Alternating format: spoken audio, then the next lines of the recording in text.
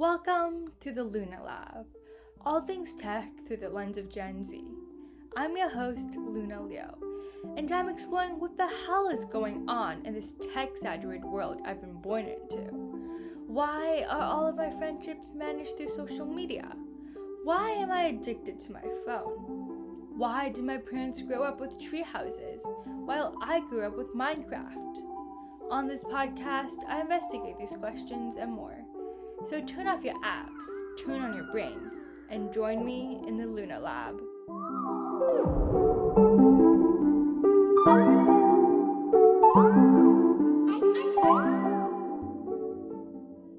Have you ever wondered how to maximize your efficiency when working at home? Many people use tools like Alexa, Portal, Siri, and Google's Assistant to help them stay on track of things or communicate with others.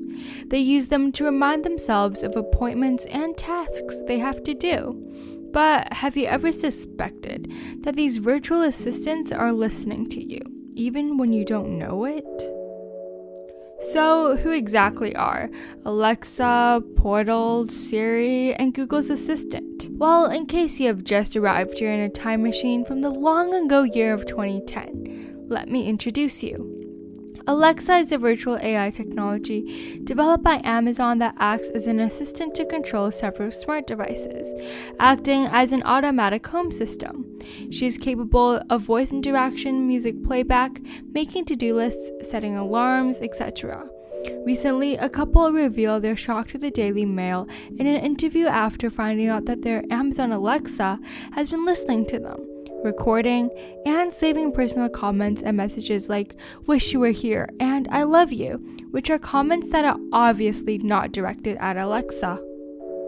In addition, a former Amazon executive revealed to BBC Panorama that he switches off his Alexa smart speaker whenever he wants a private moment because he does not want to be listened to. When Alexa is turned off, she can't record her user. However, this puts the task on the user to remember to turn it back on later.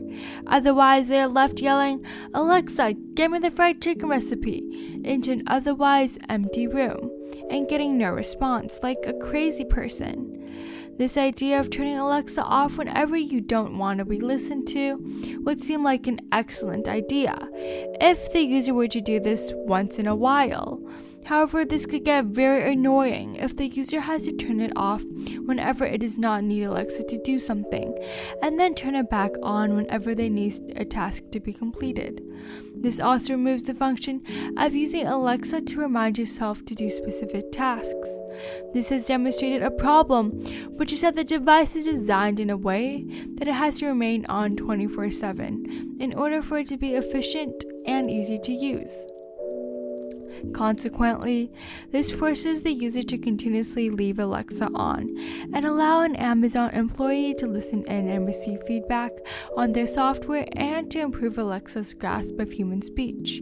So, is there any way of prohibiting Amazon's employees from listening in? Yes, there actually is. You can turn off this function in the privacy section in settings by turning off the button next to your name under Use Messages to improve transcriptions. However, Alexa will still keep a written recording of everything it hears, but Amazon would not have access to the recordings. Additionally, Facebook's Portal, a brand of smart devices that was developed in 2018, allows users to video chat through Facebook's Messenger and WhatsApp by a camera that can automatically zoom and track people's movements. These devices are integrated with Amazon's Alexa and use a type of data collection from Portal devices for targeted advertising. This is another way for Facebook to collect information on their users and increase the time users spend on the app.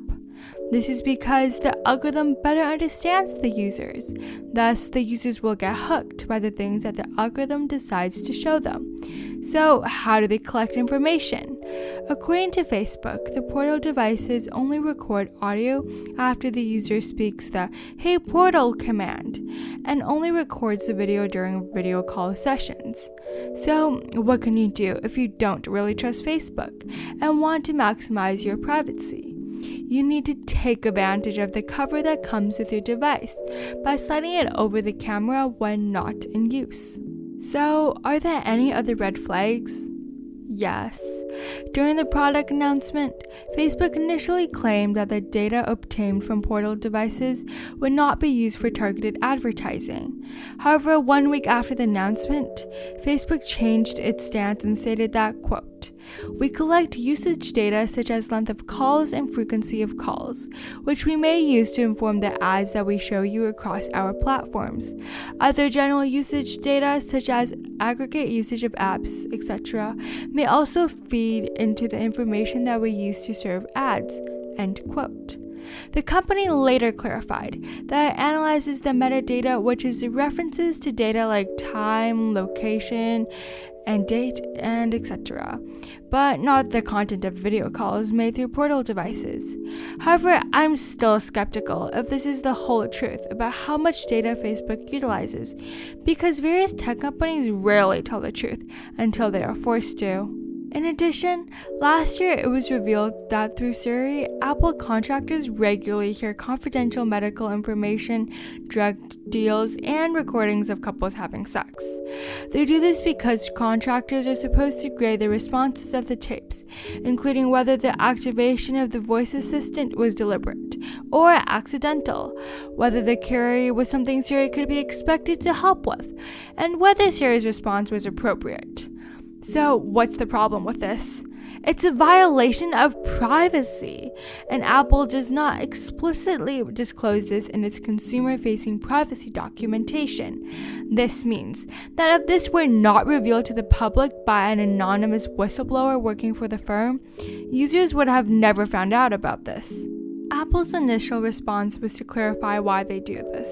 In an interview with The Guardian, Apple said this is because the data, quote, "is used to help Siri understand you better and recognize what you say," unquote. However, it was receiving a lot of backlash because if Siri is always listening, it means that she picks up everything the users say, including extremely sensitive personal information. Consequently, Apple said in an unsigned statement posted to its website, quote, "As we previously announced, we halted the Siri grading program. We plan to resume later this fall when software updates are released to our users," unquote. Currently, Apple no longer keeps audio recordings of Siri users by default, but will return to doing so once the terms and agreement is updated and gets the permission of the users. However, it will still have an automatic generated transcript of requests. Moreover, users are now able to decide whether or not they want to share their recordings with Apple. Furthermore, when a user uses Google Assistant, an assistant found on Google smartphones and Google Nest, a smart speaker, it is also recorded and then analyzed by their workers, similar to Alexa and Siri. So, how does Google Assistant work? It's activated when the user says, "Hey Google," or physically accesses the Google Assistant feature on their smartphone or Google Nest. And Google claims that they only have access to the recordings after activation. However, the device will experience what Google calls a false accept, which means that it happens regularly because they have created a name for it. During this false accept, the user's conversation is recorded, even though they're not directly engaging with Google Assistant and haven't given the wait command. That means it's possible for Google's contractors to listen to audio recorded when you're talking to your spouse or on a phone call, even when you're not interacting with the Google device. So, how can you prevent this from happening? Google actually does allow you to delete snippets manually. This means that it's the user's responsibility to check the recordings once in a while to ensure that they're okay with Google having access to them, or just delete all recordings. Overall, these 4 examples demonstrate that these powerful Silicon Valley companies are not satisfied with selling us just their hardware and software. They want to extract from us as well.